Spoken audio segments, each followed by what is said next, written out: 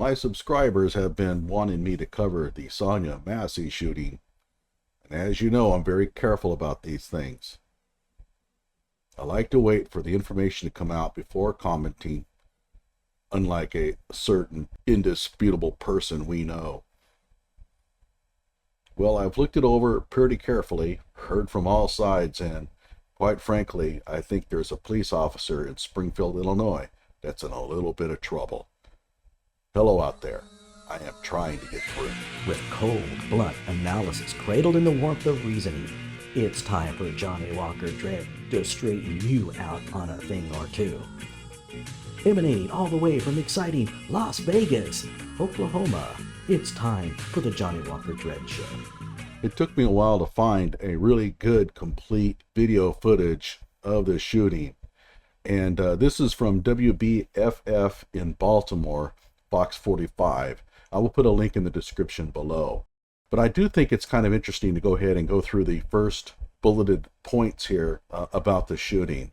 On July 6, 2024, sheriff's deputies respond to a 911 call making contact with the caller, Sonya Massey. So she calls the 911 on herself, essentially. During the interaction inside the home, former deputy Sean Grayson discharged his firearm, striking Ms. Massey and killing her. This interaction was captured on body-worn camera from both officers, although Grayson's body cam didn't come on until later. So this is at 12:50 in the morning, and at 1:43, the sheriff's office notifies the Illinois State Police and requests assistance to conduct an independent investigation. So they started up the investigation not long after the shooting. Good for them. So on July 17th, which is 11 days later, the state attorney's office presents evidence from the state police's independent investigation. And that's where this body-worn camera footage comes from. On that same day, the grand jury returned a true bill of indictment charging former Sangamon County Sheriff's Deputy Sean Grayson with 3 counts of first-degree murder. Now, how do you get 3 counts out of that? I don't quite follow that. And 1 count of aggravated battery with a firearm. Oh, and 1 count of official misconduct. So it's not clear to me when they formed the grand jury. Maybe they formed the grand jury at that time. I mean, it may be a permanent grand jury and they just called him into action, but the officer was indicted within a matter of 11 days after the shooting. That's pretty quick. And on the same day, they issue an arrest warrant for him, and they informed the family of the arrest and charges. And that's when the family got to view the body-worn cameras. Okay, so we're going to watch body-worn camera number 1. This is not the shooter. And I'm going to either speed up or skip through a large part of this as they are just doing their investigation from the 911 call. And I want to say something here that could be construed as protecting the cop, but actually, I've said this many times. The police officers here have been called to the scene and are obligated to show up. They are obligated to do something here, unlike a private citizen. Now, I know what you're saying. Well, the Supreme Court ruled. I'm talking about obligation, not requirement. They are being paid for this work, so they are compelled by external forces to show up and do something. And I think that has to be taken into account, especially during sentencing, if he is convicted. So let's get the show on the road.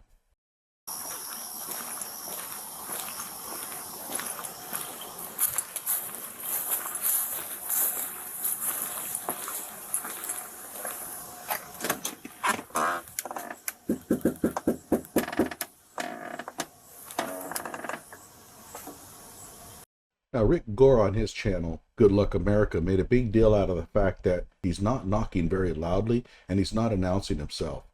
It turns out that that's not going to matter. But it does show a sense of training for the officers. Why are they not knocking loud and saying sheriff's deputies? Don't know.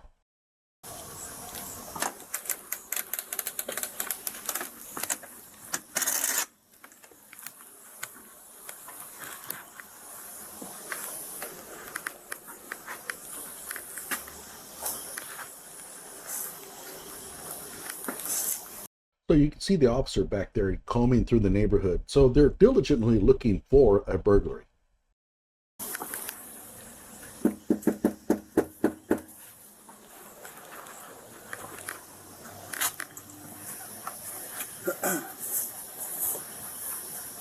There's a bike sitting back there. Where? On the back door. I don't know if it's hers. I think he said that there was a bike in the back, that it's hers or something. Couldn't quite make it out. Oh, I'll tap it. Search warrant.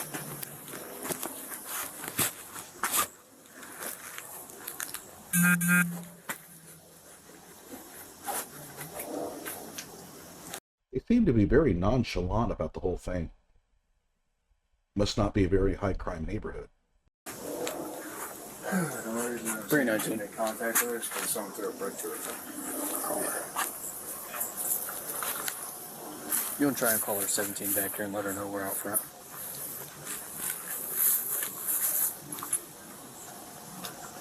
Yes, mess that up good.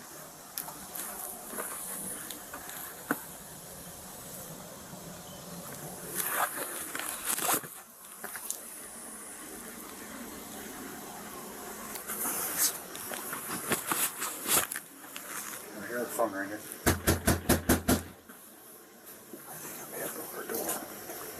If I'm inside, nothing that they're doing is disavowing my notion that these are bad guys trying to break in.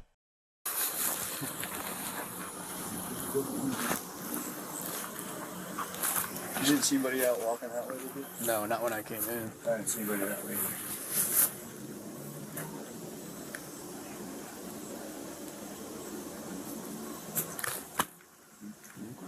I hear her phone ringing and she's refusing to come to the door, so we're about to go tonight.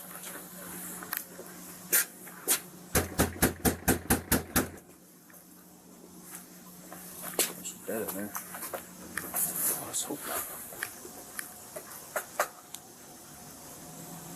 Is this a ring doorbell?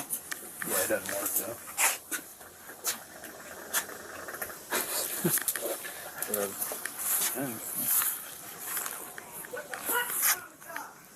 Sheriff's office!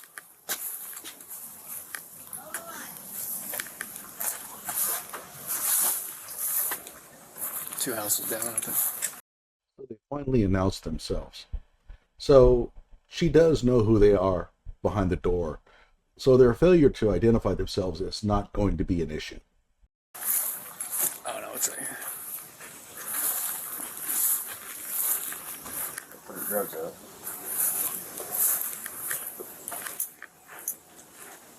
Go ahead.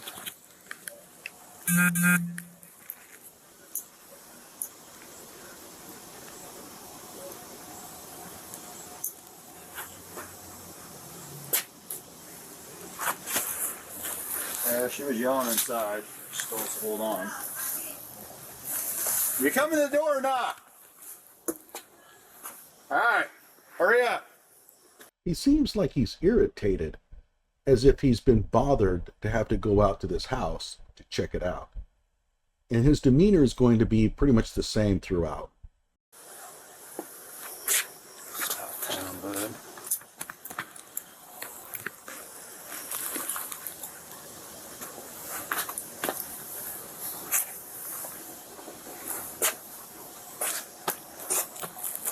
You notice the cop is pacing around. It's like he's getting really worked up. Now, that could be a false impression.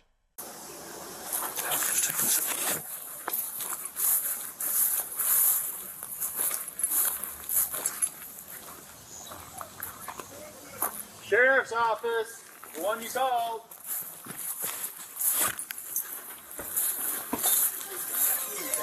I'll have you down here, and I need you down here. Please don't hurt me, y'all. I don't hurt you. You called us. Okay, We're not over please. So what'd you hear? Somebody keeps outside my house, y'all. Please, Is this your car over here?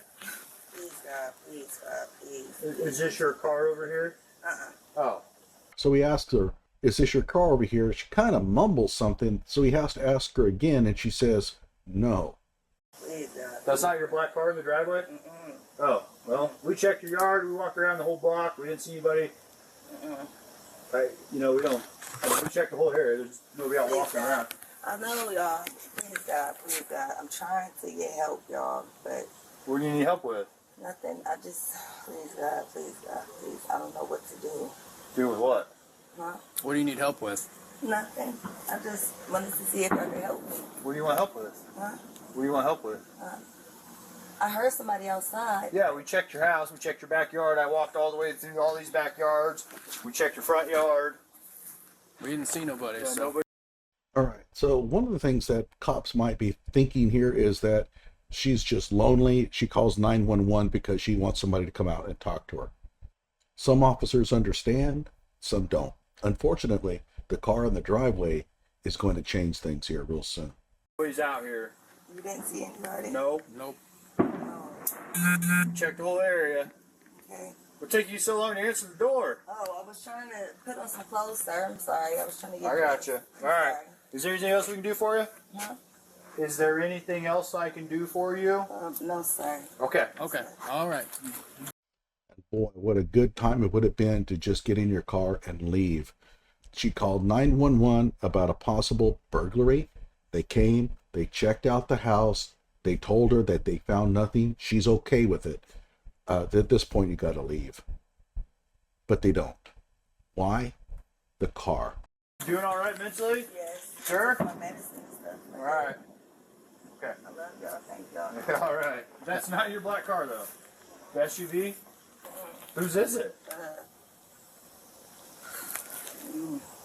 You don't know? Someone just parked it in your driveway? They brought it to my driveway. And just left it? Mm-hmm. Yeah, let's run that. Yeah. So this raises suspicions. It could be that maybe this is not the actual homeowner. This is the burglary suspect, but that seems extremely unlikely. Also, maybe there's somebody inside the house holding a kid at knife point or something like that. Again, that seems extremely unlikely, but the cops' suspicions are now high because of the car. 19, I got a 20 for you. Does anyone else live here with you? Somebody else. David Mary 43556. You got a name? You got an ID or something? Take your name real quick. Attach this. See who we spoke to. That sound you hear is fireworks. It's July 6th. I know it's 2 days after July 4th, but they still are firing them off. The cops certainly don't seem to be caring about them.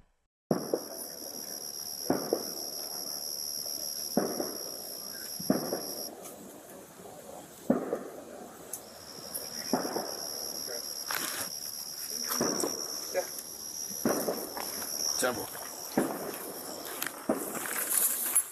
Okay, so the cop goes into the house with her. I would love to have had his body-worn camera on at that time because I'm kind of curious as to why he entered the building. Did she invite him in? And why? If so, it was a fatal mistake. Shouldn't have been, but it was. If she didn't invite him in, then that could point to a Fourth Amendment violation. I'm going to give the cop the benefit of the doubt and say that she invited him into the house. I have no reason to believe otherwise.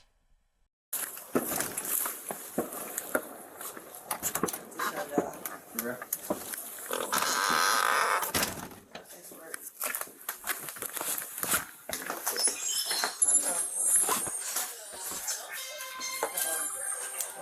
They coming back. I know that you're already here. Okay. Hello? Yeah, I got the sheriff department here, but I was calling for help from y'all. Okay, are you there with them? They're here in my house right now. Okay, I'll let you go so you can talk to them. No, hold on. Wait a second, sir. You can hang up, Codwell. It's good. For what? You're there with the deputy, correct? No, hold on, okay? You can hang Hold up. on for what? Just 1 second, okay? Now he tells her to hang up on dispatch. There's nothing wrong with that. And you'll notice that the officer is shining his flashlight around in her rooms and stuff. He can do that. He can't start opening drawers and pilfering them, but he can scan the rooms with his flashlight to make sure that there's not people hiding under the bed or something. it's all about officer safety. So I don't see any Fourth Amendment violations here at all.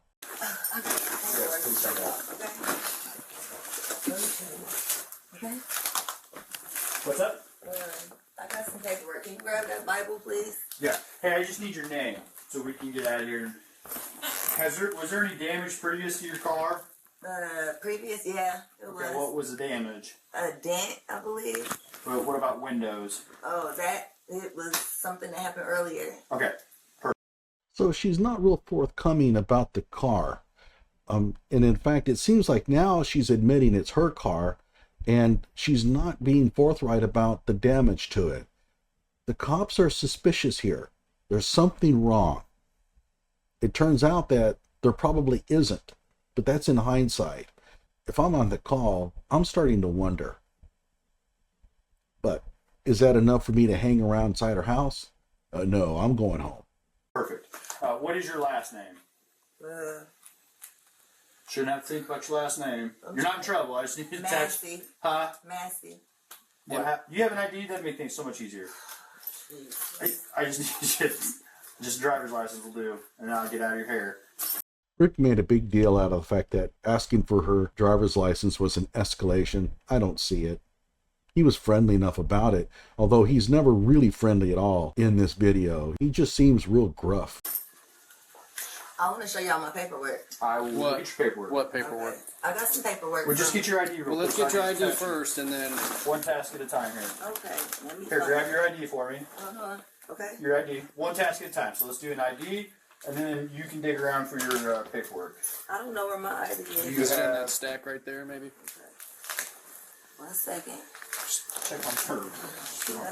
On the stand, the prosecution is going to ask, what were you investigating?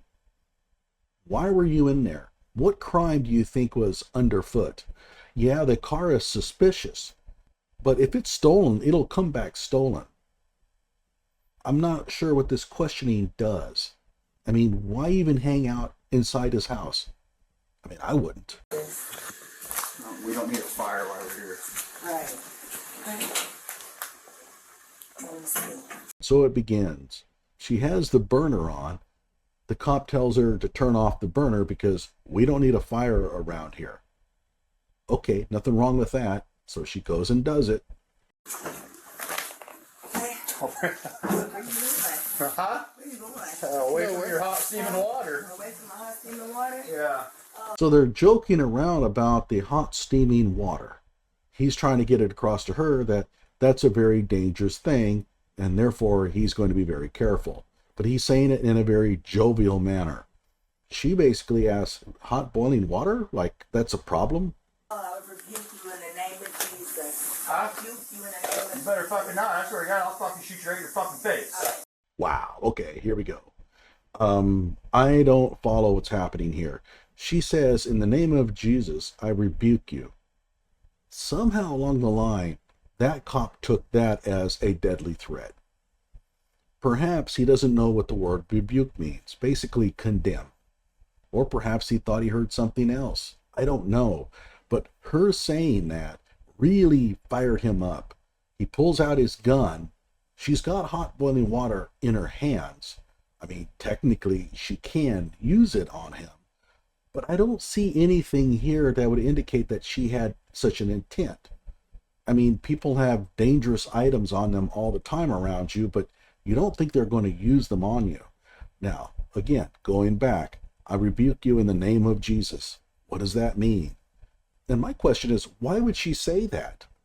I mean, the officer hasn't done anything to warrant such a condemnation. Right out of the blue, she basically verbally attacks him. It's odd, but then again, she's not all there. But he pulls the gun out, and her reaction is rather interesting. Okay, I'm sorry. Drop the fucking top! The fucking drop the fucking. No, she says, I'm sorry, and she kind of hits the deck. That's a normal reaction.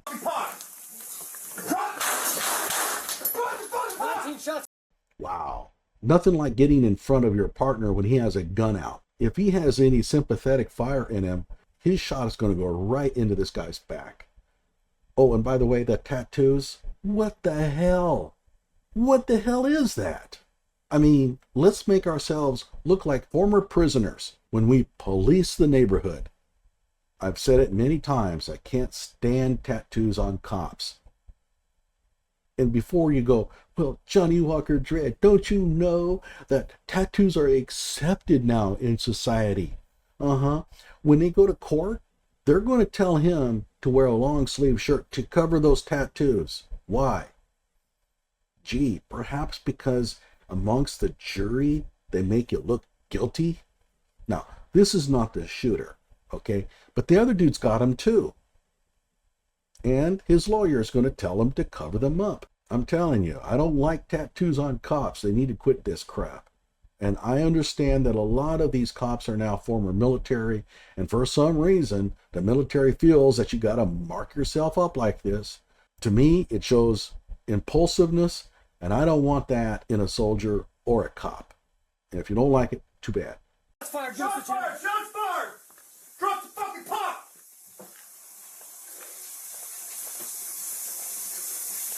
Bring EMS now. We got a headshot wound to the female. Headshot wound to the female. 1078. Fuck. I was on. I was on. The other officer doesn't have his body camera on.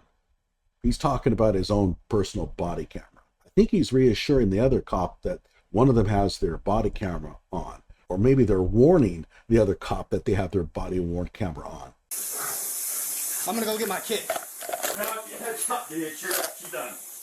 You can go get it, but that's a headshot.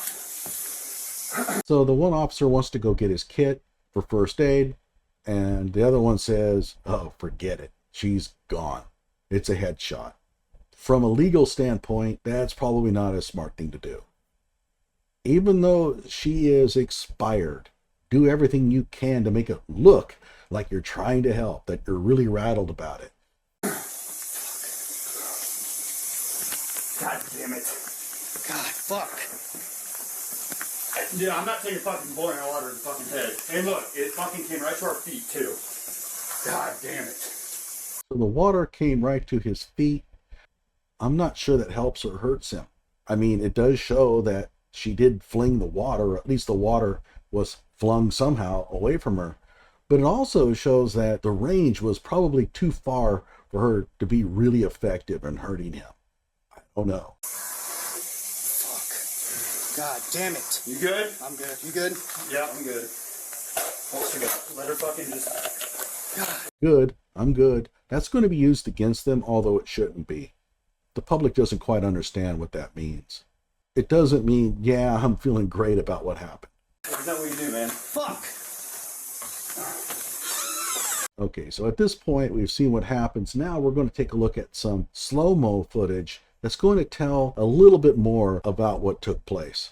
And of course, there's a lot of takes on this on social media, but that will be for other videos. Okay, so let's look at the shooting officer's body camera.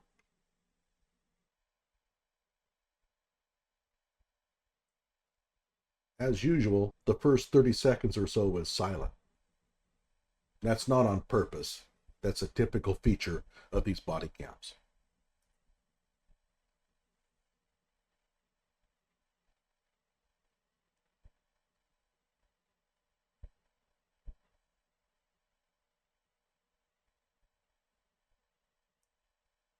Okay, so that's pretty much the action. Now what we will do is slow things down and see if we can figure out what's going on. We're going to go back to body cam number 2. This is the shooting officer. And I'm going to play this at half speed until we get to the real exciting stuff, when I will slow it down to quarter speed. Okay, so the officer pulls the gun. Now, she has set the pot of water down on the sink top. And she has something in her left hand. I think that's her Bible. Remember, she asked for her Bible earlier. I think she's been carrying it around. So she's got her Bible in her hand, and now she's going to do something very strange. She just falls to the ground. And I was thinking to myself, where have I seen this before? And then it dawned on me. When you lay the hand of God on somebody and they fall to the ground like you see in church, in Pentecostal ceremonies, that's what this looks like. At first, when I talked earlier in this video, I thought that she had just simply dropped to the ground to avoid a gunshot.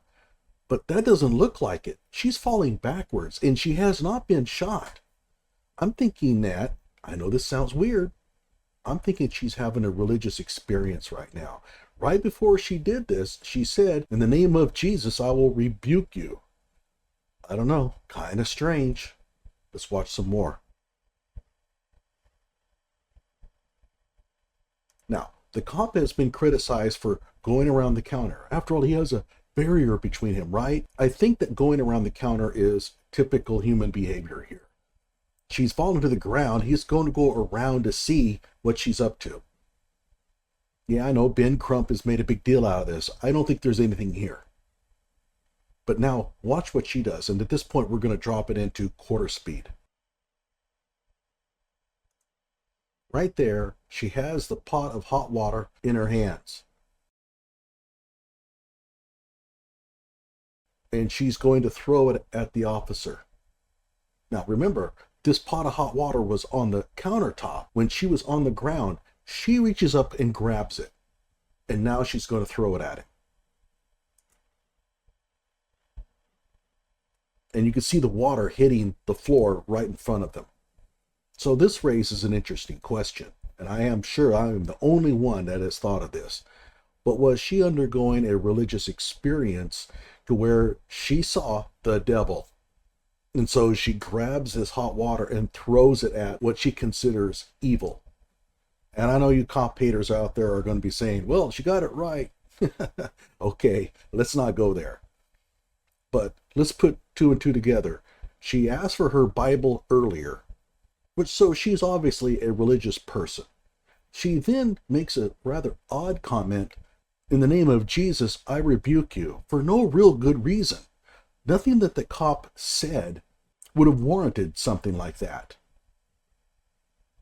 She then hits the ground. Then after the cop pulls his gun, she falls backward like she's being pushed by the hand of God. Then she grabs the scalding water and throws it at the officer. Now, we all know that she is not all there, but I'm wondering if religion played a role in what she did. So in the end, what to make of this? One thing I should correct a lot of you out there on, it's not fear of death that warrants opening fire, it's fear of serious bodily injury. The cop doesn't have to feel that his life was threatened. He has to fear that he's going to be seriously injured if he doesn't take action. What do I think is going to happen? This one is a tough one. It really is.